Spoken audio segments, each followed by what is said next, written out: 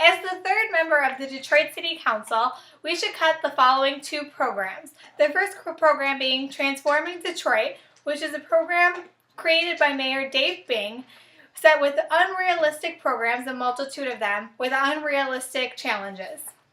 According to www.detroitmichigan.gov, last updated in 2014, Bing has a new recreational initiative designed to create recreational centers in Detroit.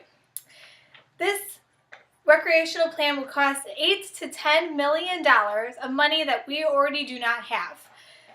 The funding should be cut to this program. Private funding would have to begin to create the $8 to $10 million needed to function. This plan also includes a plan to light the city, which would repair 7,600 streetlights in the city, which would also cost another $160 million of money that Detroit does not have. The funding would have to come from private sources that don't exist. It's an unrealistic program. The last program that should be cut would be the Shelter and Homeless Assistance Program. It shouldn't be cut fully. 15% of the funds should be cut because there are a multitude of programs and groups associated with the Shelter and Homeless Assistance that are unnecessary. According to the U.S. Department of Housing and Urban Development of Housing, also called HERF Act of 2009, cutting funding, 15% of the funding, would not be that hard. Funds, according to the act, are used for rent, mortgage, security deposit, rehabilitation, repairs, housing, counseling, childcare, transportation. All of these could take a little bit of a cut. Even some of the programs could be cut altogether. The main issue with this is that there's too much funding that goes to these programs, that money that does not exist, and unrealistic goals.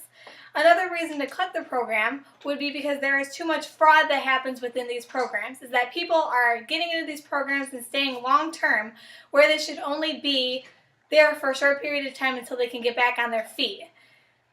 Like the act says, the HERF Act of 2009 says that there are exceptions to the rules and people can extend the period, which is not fair. The funding should be for people that are necessary in the program, that need the program, and are only in there until they are able to be back on their feet, working, and self-sufficient. In conclusion, today, Hannah began the discussion with talking about keeping the police department and keeping the residential demolition program. Andre talked about keeping Project 14 and cutting the youth prevention plan. And lastly, I discussed cutting the Transforming Detroit program and cutting the shelter and homeless assistance programs.